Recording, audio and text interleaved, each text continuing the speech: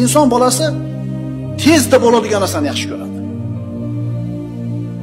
Tezroq pul topsa, tezroq bir maqsadiga yetsa, darrov bo'ladigan narsalarni xush ko'radi. Odamlarning aksariyati shunaqa.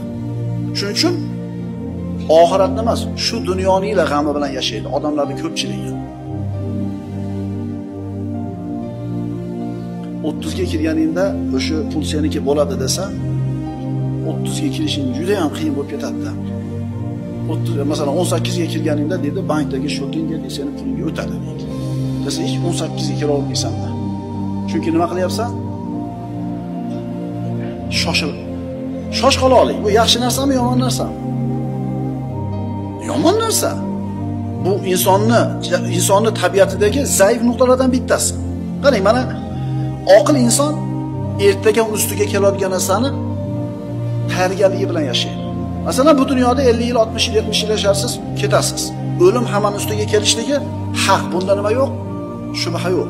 Oqil odam ustiga aniq keladigan kunga tayyorgarlik ko'radi. Bundan ko'ra oxiroq inson bo'lmaydi. Inson keng hovlini yaxshi ko'radi, qimmat mashinani yaxshi ko'radi, go'zal ayolni, naqd huzur halovatni. Tezroq yetishligiga harakat qiladi. Ehtimol bu narsa unga nima qiladi? Zarar qiladi. Hozirgilar yoshlar shunaqa bir ruhda tarbiya topyaptiki, ehtimol avval ham shunaqa bo'lgan bo'lsa kerak edi. Hamma narsani zudlik bilan bo'lishini xohlaydi. Unaqa bo'ladimi? Unaqa bo'lmaydi. Chunki Alloh azza va jalla bu olamni necha kunda yaratdi? Ana Alloh taolo qodir emasmidi bo'ldirib qo'yishlikka, lekin bosqichma-bosqich qildi. Shundan ko'raylikki, hech qaysi narsa tez bo'lmaydi. Shuning uchun odam bolasi shu dunyoni o'zigagina emas, o'limidan keyingi narsani tanlasa, Allohning nazdida hurmati ziyoda bo'ladi. Chunki tabiatiga xilof ish qilyapti-da u. O'zi shoshqalog'ida naqdni yaxshi ko'rardi, lekin naqd qo'yib oxiratnikini ustun qo'ygani uchun Allohning nazdida hurmati ziyoda bo'ladi.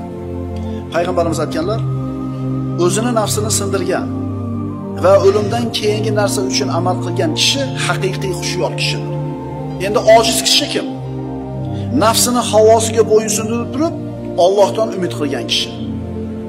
Biz oqilmizmi, ojiz bo'lamizmi? Qana bo'lamiz? Biz oqil bo'lishimiz kerak.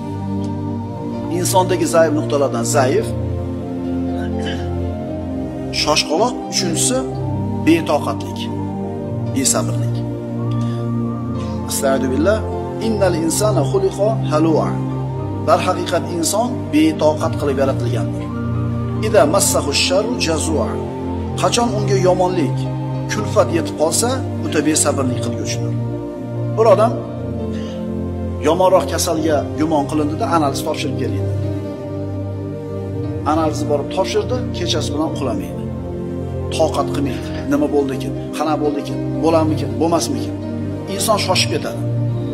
Savdogarlar agar ishlab chiqarishga o'tsa, shoshqaloqligi ko'rinib qoladi. Chunki savdogarlar boradi, 10 ming dollar molni olib keladi-da, bir oy 2 oyda sotadi, darrov 12 ming bo'ladi. Ishlab chiqarayotganlarda bu shoshqaloqlik bo'lmaydi. Chunki u ishlab chiqarishni yo'lga qo'yish kerak 1. Tovarni sifatli qilish kerak 2. Tarqatish kerak 3. Xalq orasida bir ommaviy bo'lishni kutish kerak 3-chi, 4-chi yilga borganda foydaga yetib ilashadi. Savdogarlar nima bo'ladi? Qancha pul topamiz deydi. Shuning uchun ishlab chiqaruvchi bilan savdogarni farqlardan bittasi shu bo'ladi. Savdogarlar ishlab chiqarishdan yo'lga qo'yishimiz kerak. Ko'p aytaman, olib kelib sotishni uddaladinglar 25 yil, qoyim. Rahmat, buni ebladinglar, uddasidan chiqdinglar. Endi ishlab chiqarishlik qo'limizdan keladimi? Unga nima kerak? Bu ishlab chiqarish qilayotganlarga yomon yoqyapti shu gaplarim hozir. To'g'rimi? Mehnatda bu, sabr, toqat.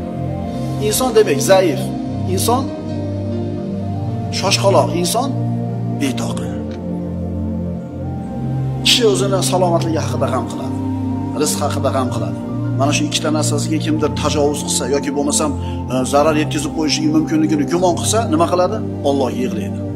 Men do'koningni yoptirib yuboraman seni deydi.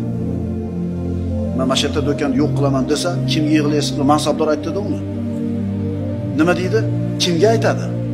O'zi asli uni ishini yurgizadigan odam aytibdi, yopaman do'koningni deyapti. Kimga yig'laydi? Allohga yig'laydimi? Demak, mana shu shoshqaloqligi, besabrligi, zaifligi uni foydasiga bo'ldi. Alloh o'zining eshigining oldiga olib kelishini xohladi. Mana shuni zaif nuqtalar.